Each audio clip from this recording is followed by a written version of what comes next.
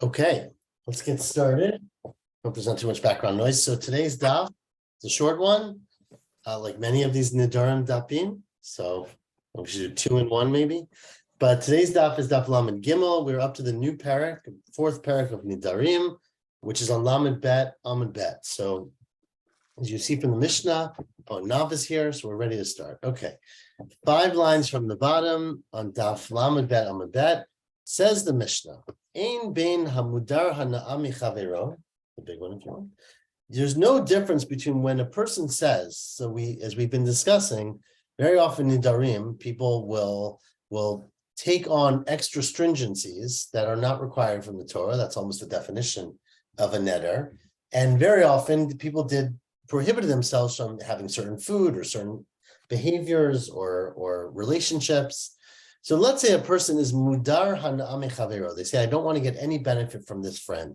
I want nothing to do with, I don't know, there's someone you really don't like, right? They said something very offensive. So you say, I swear I'm never going to get anything to do with this person. I want nothing from them. Or, so that's one language, you're mudar hana'a. Or if you mudar himenu ma'achal, you say, I don't want to eat anything from this person, right? So I don't want to do anything that's food related with that person. Now we're going to understand in the Gemara that refers not to, I don't want to eat food with them, but I don't want to do anything from them that will lead me to getting more food, meaning including giving me money, basically, right? That I can use to buy food. But we'll see the details. So there's no difference between those two statements, mudar hana'ami chavero, or mudar himenu ma'achal. The truth is that I said it backwards because it's not really me doing it to them. It's them doing it to me, right? So I'm saying I won't give him any hana or I won't give him any food. Ella drisat haregel. The only difference is whether you can walk through his yard, right? Because can you take a shortcut through his backyard? So that's not food related in any way. So if you said you can't get any food from me, they can walk through your yard. But if you said you can't get any benefit from me, they can't take a shortcut through your backyard, or not a shortcut, or just walk in your yard. The kelim sheinosim be'emocha nefesh, and objects like clothing that are nothing to do with food, right? So obviously, if I'm mudar hana'a, you can't get any benefit. You can't borrow my shirt. You can't borrow my coat. But if it's food related, the coat has nothing to do with food. Okay. But continues the Mishnah, continues the Mishnah. Hamudar machal michavero, someone whose friend is prohibited, you prohibit them from eating any food of yours. It doesn't just mean food, we'll discuss in the Gemara. It also means things that lead to food. So for example, lo yashilenu, you can't lend him a napa, ukvara, which are like a sifter or a sieve, or a rechayim, or you had a portable millstone, I guess, or a tanur, or an oven, right? Again, obviously these are portable things. So you can't lend him those things because you said you're not going to give him any food. Food doesn't just mean, as we'll see in the Gemara, food itself. It means things that lead to food. And that includes lending him your crock pot or your blender or things of that nature. Aval, 3 lines from the bottom. Mashil lo chalok, you can lend him what's a chalok? A shirt, or a tabat, or a ring, or a talit, or nizamim, which are different jewelry. So you're allowed to lend him clothes, basically, or maybe an iPhone or things like that. But you can't lend him your blender or things that are used to make food, because when you say I don't want you to get any benefit of food from me, you're including, we'll see in the Gemara, you're including any food any hana'ah that leads to food, basically. Okay, so that's the Mishnah. Now, ask the Gemara, man Tana, who is the Tana who says, Ran understands it's referring to the prohibition of walking through someone's yard. Because generally, if someone walks through someone else's yard, it does benefit you, right? You get a shortcut, maybe you get a nice view, but nobody charges for that, right? So it's something that's basically given away for free. And the question is a machloket that we're going to reference now about whether if you give something away for free, you can say it's considered hana'ah if I get it from you, right? Meaning, I definitely benefited. I had a 5 minutes shorter walk to the game, right? But the question is that called hana'ah if it would have not cost me any money, right? And according to one opinion, the Chachamim, that's not called hana'ah. And if I go to a person and say, I never want to get hana'ah from you, I can still walk through his yard. But according to Reb Eliezer, you cannot. Even vitor, the language uses vitor, which means things that you give away for free. even things you give away for free can be asur if you get benefit from them. So it's not that you look at it from the perspective of the one giving it, what did it cost them? It's from the perspective of the one who gets it, did they benefit from this act or from this object? So says the Gemara, Mantana, who is the Tana of our Mishnah? Amar Vadabar Ava, Rebbe Eliezer. It's Rebbe Eliezer, the Tanya, we're going to quote him later today, but also in other Masechdot. Rebbe Eliezer Omer, Afilu Vitur, even things that people give away for free. Vitur means you just give it away. You don't care about it. Those things still are asur b'mudar hana'ah. They're prohibited in someone who says, I won't get any benefit from somebody else. So the Ran uses another example, which is an easier example of, there are times where you go to the store, we had this last week, right? You buy something. So that's not necessarily called hana'ah because you're doing a transaction, right? But what if they throw in an extra bagel, right? You buy a dozen bagels and they give you a baker's dozen. So that's vitur because nobody charges for that. So that's not considered to be doing you a favor. They're not giving you anything special. They give it away to anybody. So, but despite that, you're benefiting, right? Because you're obviously getting hana'ah from this extra bagel in this case, or donut, right? So that is the machloket between Rebbe Eliezer and the Chachamim. Continued the Mishnah, the last line of Lamed Bet Amud Bet. Hamudar ma'achal mechavero. A person who says that his friend cannot get any food from him, he cannot lend him his blender. Now ask him, why not? Hamin ma'achal nadar. Top line of Lamed Gimel. All I said was you can't have my food. You can't eat my smoothie. I never said you can't have the blender. Amar Reb Shimon ben Lakish, be'omer hana'at ma'achalcha alai. You're right. If I just said to someone, you can't have any of my food, I certainly can lend him my blender. But here, what I said was not you can't have any of my food. You can't have any hana'ah from my food. Now, why did I say such a funny term? I must be including not just food stuff, right? But hana'ah that comes from that food. So meaning anything that leads to benefit for you that's related to food, including things that can lead to food production. So that's what I mean by the language of hana'at ma'achalcha alai. So well, maybe it means something else entirely. Maybe it means that, what am I adding by saying the benefit of food? I'm saying not only can you not have my food to eat, but you can't have my food to do non-food stuff with. For example, my example, which is not the Gemara's example, is the cucumbers that you put over your eyes, right? So maybe what I'm saying to him is not only can you not eat my cucumbers, you can't even use them in the spa, to have a facial, right? That's good terminology. Says Gemara, what's the example? Amar Rava, what's the case? I'm sorry. Maybe it means Ema, second line, Shelo yalos chitin v'itin al makato. They used to chew up grain, make a paste, and then they would smear it on their skin to make them very smooth or to heal a wound, right? So maybe what I'm saying, I don't want you to get benefit from food. I'm not including benefit from the blender that leads to food or the oven. I'm including benefit from food that's not edible, such as using food like a wheat wrap, as we would call it here. Amar Rava, well, you're right. That might be what you mean. Here, what we said was, the third line, Ba'omer hana'a hamivia lidei ma'achalcha alai, where I explicitly said, so our Mishnah is really not what it said it was, right? Our Mishnah was, if I said to you, I prohibit on you any benefit that leads to food from me, or if I said to you, I prohibit any benefit from me. The only difference between those two things are things that are like borrowing a shirt, right? But if I say anything that leads to food, then I can't lend you my knives, I can't lend you my plates, I can't lend you my oven, because that all leads to benefit that leads to food. Amar of Papa, the fourth line now. Said of Papa, this goes even further than the blender. Even the sak lahavi perot. I can't lend you my basket, right? I got a fruit basket. You go to the market, you fill it up with fruit and come home. I can't lend you that because it's going to lead to you eating. Or chamar lahavi lo perot, right? You have a donkey or a wagon or something that brings the perot. I can't lend you that either. Afil tzana ba'alma. Even any regular basket, which you can use for food and you can also use for other purposes. I can't lend you any of those things because that's hana'ah mivili de ma'achalu. All of those are things that you use to buy food, to bring food, to travel food. And so it falls under the category of benefit that leads to food. And I prohibited that on you. By Rav Papa, now that's Rav Papa the next level. What about one step further? What about sus lirkovalav? What if I want to borrow a horse from you? Now, why would it matter to? Let's read the second case. Or tabat leirotba, or I want to borrow some fancy jewelry so everyone can see me wearing this jewelry, right?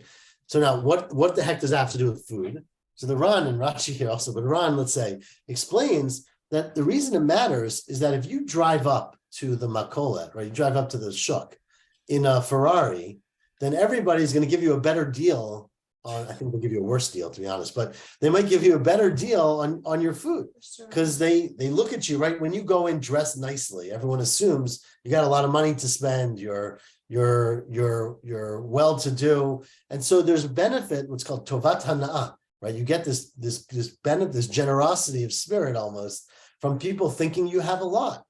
So perhaps that's the question, right? Obviously, this is very indirectly related to food, but in the indirect way, if I borrow someone's fancy clothes and go to the store, maybe I'll get treated better. I'll get a better piece of meat. I'll get a better cut. So what about in that case, mahu, right?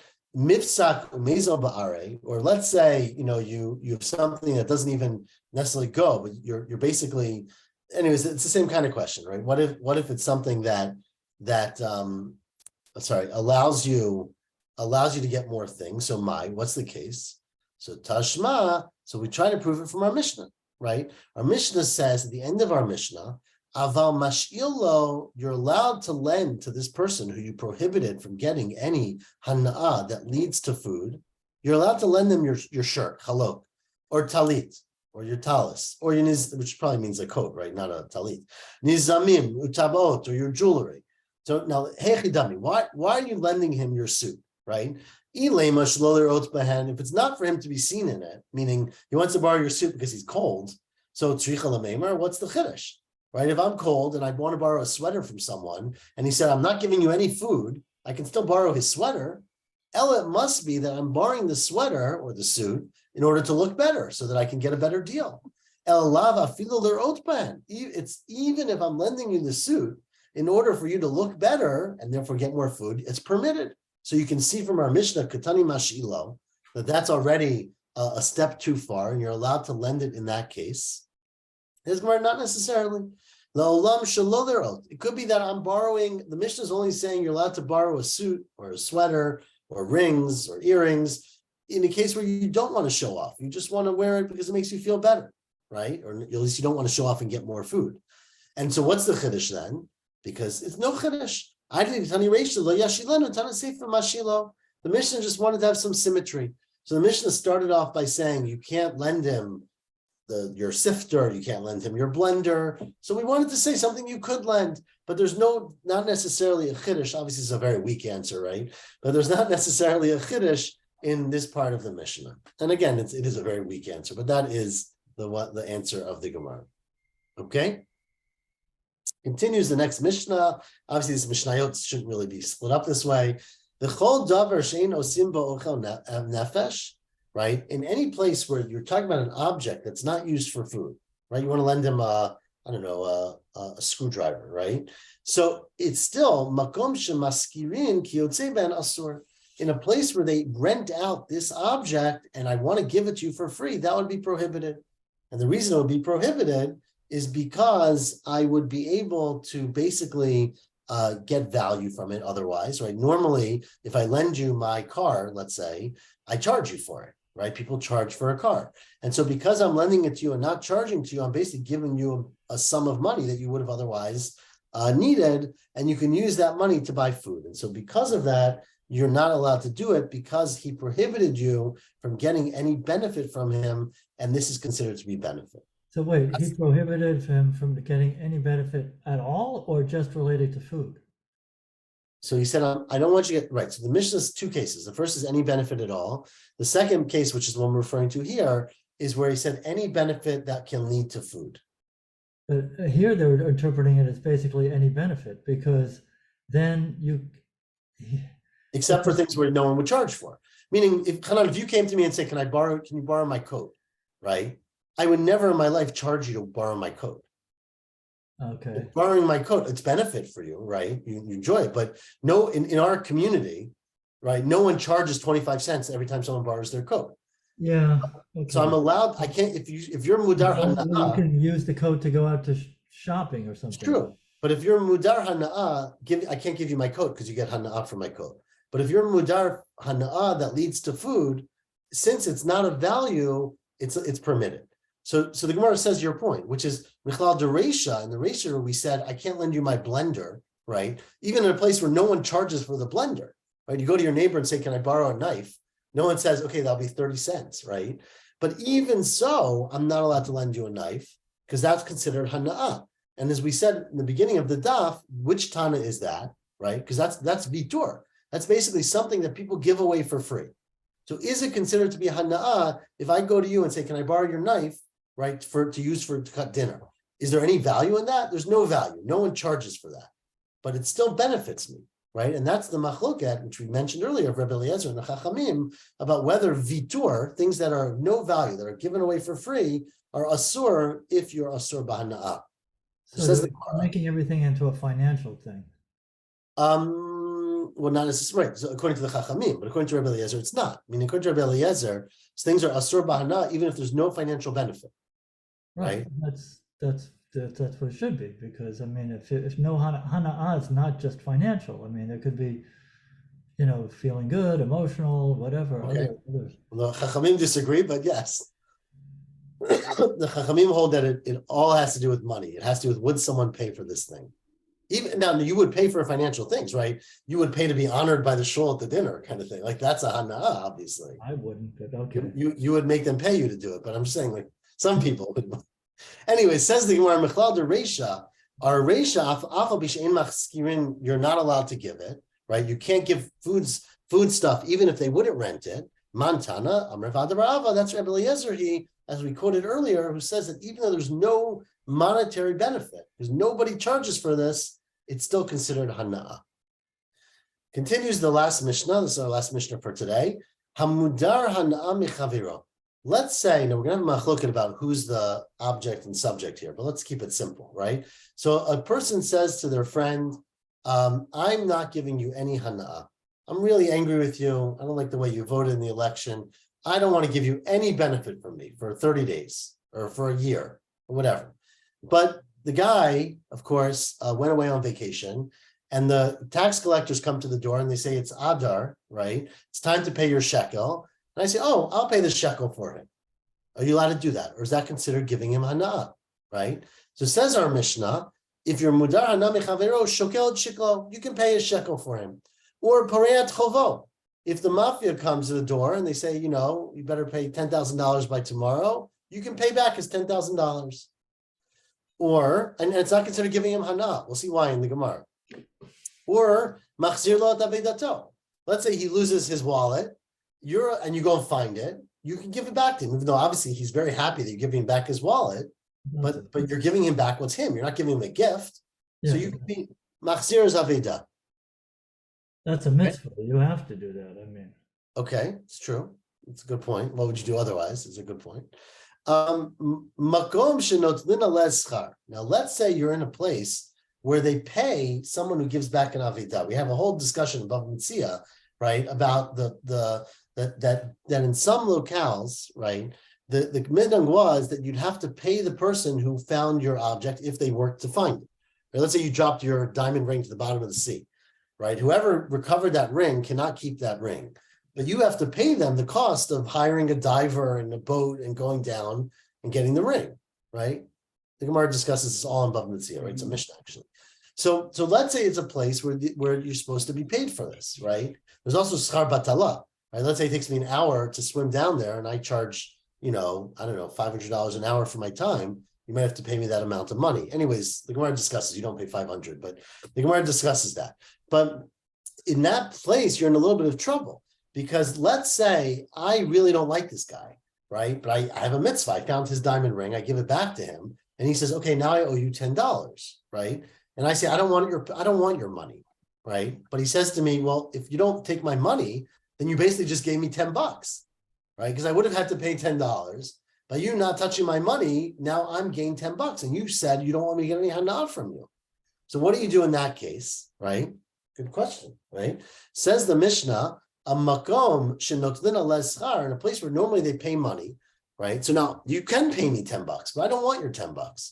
So what should the person do? Tipol hanala hektish, give the $10 to hektish, because it falls to hektish, because essentially I made myself like hektish on you, right? By ostering myself on you, it's essentially making your interactions with me, to be like hektish. So that's where you should give the money. Now, says the Gemara Alma, you see that our Mishnah is of the opinion. Now, this seems like a very bizarre comment to people who didn't learn Daf Yomi, but to us, it's not going to be confusing at all. But Alma, you see, Avruche Ari Ba'almahu, that it is like you're like chasing away a lion, meaning Bishari, and you're allowed to do it. Meaning, when somebody says, I won't get any benefit, or I don't want you to get any benefit from me, I can, and then a creditor comes and says he owes me $1,000. I can pay back that $1,000 because that's the equivalent to me chasing away a lion. That's why it's good to use the mafia example, right? And it's not as if I'm actually giving you $1,000 by paying off your loan. Okay. Now, what's that based on? Amantana, Amrav Hoshaya, Zu Divrei Chanan. If you recall, Hanan I'm sure recalls, at the end of Masechet Ketubot, around 2 months ago, around 5 weeks ago, we had a whole discussion about the difference in the Hanan. Remember the Bnei Kohanim Gedolim, right? They were very famous, good names. In the last parak of Ketubot, a machloket about what happens if the Gemara is going to quote the Mishnah, so I don't need to tell you too much, but let me just speak it out a little bit about a case where a person, remember, a husband has a responsibility to feed his wife, right? He goes away to see the World Cup in Qatar, and he leaves no money behind. So unfortunately, his poor wife, after a week, she was running out of food. She goes to Shul and makes an announcement, I don't have any money. So the neighbor decides, look, I feel really bad. I'll pay your grocery bills. And so he buys her groceries. Husband comes back 2 months later and he says, well, you owe me $1,000. Husband says, I never told you to pay for her. Right? So the machloket in Ketubot was whether or not the husband has to pay back that debt, right? Do you view the man as paying off a legitimate debt, and the husband has to pay this stranger or this neighbor, or the husband can say, I never asked you to pay. It's not my problem. You're right. I owed my wife money and I did something wrong, but no one told you to fix it up. You're not baked in, right? If baked in did it, it would be a different question. No one told you to do it. So our Mishnah seems to be going according to Hanan, who says that you can't make the neighbor cannot make the husband pay him back. Because although I paid your loan for you, right? I paid the husband's debt, the husband doesn't have to pay me back. And so the same thing would be true here. Amar, Rava Amar, no, I disagree. It's Afil Tema Divrei Kol. It could even be that we're talking about a case, even according to the Bnei Kohanim Gedolim, or everybody basically. But here the case is, Gabi Mudar Hana'ah, it's talking about a specific loan. It's not where the man borrowed $1,000 like anyone normally would. It's where he borrowed $1,000 with no terms. The Yahiv al Minat Shlo Lifra. I borrowed, that sounds like I borrowed $1,000 on condition I will not pay it back, which is not what it means, right? Because that's not borrowing $1,000, right? But what it means is I borrowed $1,000 on condition that you cannot claim it from me, meaning I will owe it to you. I'll pay it back when I'm good and ready. There's no term, there's no end for this loan. So you can't come to me in a year and say, okay, time's up, give me back my $1,000. I pay it back. There's a chov and there's a shtar. And I guess when he dies, they'll collect it. But you cannot, it's up to me. I'll pay back whenever I feel like paying back, which is pretty similar to, a gift. But anyways, it's a loan. So in that case, right? So now I said to Ruvain, I don't want you to get any benefit from me. And the creditor comes and says, Ruvain owes me $1,000.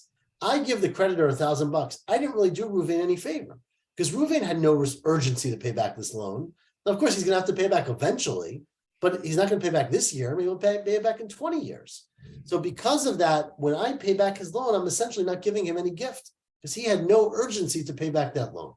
So that's a specific case. Had it been a regular loan, let's say it was a mortgage with a 2-year term, and I paid it back, according to this interpretation, I would be prohibited from doing that because I'm not allowed to give him hana'ah. Okay, now, it says remind us about this machloket that I just spoke out. My chanan, Who is Hanan? It's not. Now remember, this is now the Mishnah at the end of Ketubot. It says the following, third line from the top. Mishahalach lemedinat hayam. Man goes away, leaves his family without any arrangements. Va'amad echad upirneset ishto. And a very nice, good Samaritan gets up and provides for his wife, right? And then the husband comes back. And this guy says to the husband, I don't know what's wrong with you, but I paid, $5,000 over the last year to support your wife. Can you pay me back? Hanan says he doesn't have to pay him back. He paid it to Mo'otav. He lost his money. Because although he did pay back a legitimate debt that the husband has from the ketubah, right? It's a requirement that's written in shtar. No one told him to pay it back. Paying back a loan for someone does not mean they have to now pay you back. And nechleku alav b'nei kohanim gedolim v'amru yishava kama hotzi v'yito. The b'nei kohanim gedolim said absolutely not. That the man can swear how much, because he got to prove how much he paid. He can make a shvua, and then he's got to pay him back.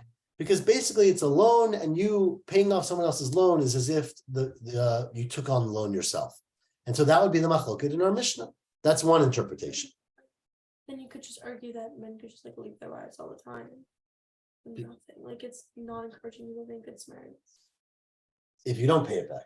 If you don't have to pay it back. Right. So it's true. I mean, look, you got to be careful who you marry, right? But there's the Beit Din would step in as well, right? And they would take his money potentially. There's other recourses. But the point is, the husband has a debt, and some person just came in and said, "I'll pay the debt." The question is, you then have to pay that person? According to Hanan, you don't. I didn't ask you to pay my debt. According to Bnei Kohanim Gedolim, you have to. Again, you don't have to pay interest. That's a loan shark, right? It's a different thing. But you have to pay the debt. So Amar Abdos ben Horkinis, which is the Mishnah again in Ketubot, Kidivrehem. I agree with Bnei Kohanim Gedolim. Amar Yochanan Zaki, no. Yaf Amar Chanan. I agree with Chanan that Hiniach Motav Al Keren Atzvi. That the case is that basically you put your money on the horns of a deer, which of course is going to run away with it, right? So you basically gave away your money for no guarantee. Now Rava didn't say like Rav Hoshaya, who said that our Mishnah is only going according to Hanan, because obviously it's a dochik thing to make our Mishnah go only according to one Tana, right? He wanted our Mishnah to be going according to everybody, meaning including the Chachamim. But so therefore he said that really funny case, right? Where it's only talking about a case where the person you made Asr and Hana'ah borrowed money on condition that he never had to pay it back until he felt good and ready to pay it back. Because he wants the Mishnah to work according to everybody. Rav Hoshaya didn't say that pshat, because he says, I would disagree with you even in that case. Because even if a person borrowed money with no end date, and you're saying if I'm mudar hana'ah from that person, I can still pay that debt, but we should make a gzeira, because people will see that and they won't realize that I was able to pay the debt for that reason, and they will make a gzeira of shaloli para mishum li para, that you can't pay back in a case where I borrowed money without a time for paying it back, because I could make mistakes where I borrowed money with the time. And so therefore, if Hoshaya disagrees with that pshat of Rava, and he says our Mishnah can only be going according to Hanan. And what Hanan is basically saying is that if I paid back a debt for somebody else, I didn't do him any favors. He does not have to pay me back. And therefore, even though he's asur b'hana'ah to me, I can pay back his debt. Now, that was the debt. What about machzir lo et avedato? Right, our Mishnah said that again, I said Ruvain can get no benefit from me. But then I found a wallet on the ground, and the wallet's got $10,000 in it, and it's got Ruvain's name. I'm allowed to return that to him. It seems like I'm benefiting him, right? So pligi bar Reb Ami v'Rabasi. Now, Reb Ami and Rabasi said, we had a machloket about what's the case in the Mishnah. Chad Amar, one said, one second, the case in the Mishnah is where it's permitted, is lo shanu ela b'shen nichsei machzir asurin al bal ha'aveda. That the person who lost the wallet, in this case, was prohibited from getting benefit from the one who found the wallet. So then the one who found the wallet is allowed to return it to him, because he's not actually giving him anything. He's just doing a mitzvah, and he's giving him back what he already owns, right? When he returns it, I'm not returning an avedah because I like you, because I'm doing you a favor. I'm returning it because it's a mitzvah. It's a commandment to do, right? So I am not giving any benefit to you by returning your Avedah to you. However, Aval Nichsei Bal Avedah Asurin Al Machzir Lo Kamahadrlai. If the person who finds the Avedah, right, is asur, sorry, the person who finds if the nechasim of the Bal Avedah, meaning, I should give names here, right? Ruvain says to Shimon, I don't want you to get any benefit from me. So Ruvain is prohibited on Shimon. Shimon cannot get anything from Ruvain, right? If in that case, right, with those names, the nechzei Bal Avedah are asurin al machzir, right? So the one who finds it now is Shimon, who's not allowed to get benefit from Ruvain. He's not allowed to return the wallet to Ruvain. Again, right? So Ruvain said to Shimon, I don't want you to get any benefit from me. If Shimon loses a wallet, Ruvain can return it to him because he's not giving him anything. He's just returning his thing. But if Ruvain loses his wallet, Shimon is not allowed to return it. Why? Because Shimon is benefiting from returning it. Because if you recall, how's he benefiting? The kamahani le, nope, mitzvot don't count. The rule is mitzvot lav lehenot nitnu, right? You don't consider you get hana'ah from a mitzvah, but you do get money. Kamahani le pruta de Rav Yosef. Remember, we had a discussion that a person who is osek b'mitzvah is patur min ha-mitzvah, right? And if, let's say, I find your wallet and I'm picking it up and settling it and doing it, and somebody comes to my door, this is the Gemara's example in Bava Kama, and says, can you lend me some money? Can you give me some money? I don't have to give them anything because I'm osek in one mitzvah. So I'm patur from responding to an ani, right? And so that's worth some money. It's worth a little bit of money because I'm patur from giving money to another person. And so by finding your Avedah and being osek in your Avedah, I actually benefit because this is what's called the Pruta of Rav Yosef. And so therefore, I'm not allowed to do it. I'm not allowed to pick up your Avedah. I guess I could stand there and tell someone else to come get it. But even So does it become I'm not allowed to hefker? do it. Sorry? Does it become hefker? No, it doesn't become hefker because it's still, someone else has a mitzvah to do it. It's an Avedah, it's nikar, it's So your it's wallet. nothing between you and this other guy. So you have to have a third party to return it to him. Correct. So maybe the nice thing to do is to alert someone else to it. But I am not allowed to pick up his thing, if I know about it, right, of course, and to be osek in it because I get benefit from from holding on to someone else's possessions, as the Gemara talks about in Bava Kama, and that's called the Pruta of Rav Yosef, because while I'm being osek in someone else's possessions, I don't have to give money to a poor person who comes by asking me for money. So I get like a get out of jail card kind of thing. So there's some value. No, it's such a minimal amount of benefit. It's not even really benefit. It's a pruta, right? That's what pruta literally means, a tiny amount. It's not like you gained a pruta. It's that maybe you didn't lose a pruta. That's different. You know what I mean? It's a potential minimal loss. It's no. I agree. So we'll discuss this in a few years in Bava Kama, because the implication for this of Rav Yosef is that Rav Yosef says that a person who picks up an object is called a shomer sachar, because anyone who finds an Avedah is being paid, even though you're not getting paid or there's no reward, but because while you're being osek, and like the story in the Gemara, he found the chickens. Right? While you're being osik in those chickens and supporting them and feeding them and protecting them, you basically are patur from doing other mitzvot, including having to pay an ani who's looking for money. So there's some value. That was one opinion. And Chad Amar, now the other opinion was, no, that seems like a very, very minuscule amount. Even if the nichasim of the Baal Avedah, right? So even in this case where Ruvain lost the wallet, and Ruvain said to Shimon, I don't want you to get any money from me, Shimon's not really benefiting by giving it back to Ruvain because Mishum Pruta de Rav Yosef lo shchiach, it's very rare to actually have a situation where you're being osek, you're being involved in the Avedah, and a poor person comes, and that's a very rare case, and it's not considered to be benefit, and therefore it's permitted to return it. The Baal Avedah is the person who found it or the person who lost it?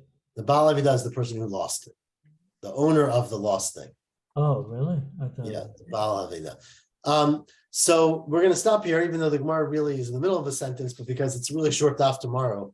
So I want to leave him something to do. I don't want to go too far ahead. So tomorrow we're going to try to prove from our Mishnah which one of these opinions seems to be correct. Does it go both ways or does it only go one way in terms of being allowed to return an Aveda, even though you made a neder that you're not going to get any Hana? So we'll stop there. Shavua Tov, everyone. Shavua Tov. Thank you, Ellie. I still don't understand how the neder can override the mitzvah. It's like you can't make a neder like I'm not going to put on tefillin, right? Because you're mushba, right? Aren't you like Correct. obligated? Correct. You can't make a What's the neder difference to katel between- mitzvah taseh.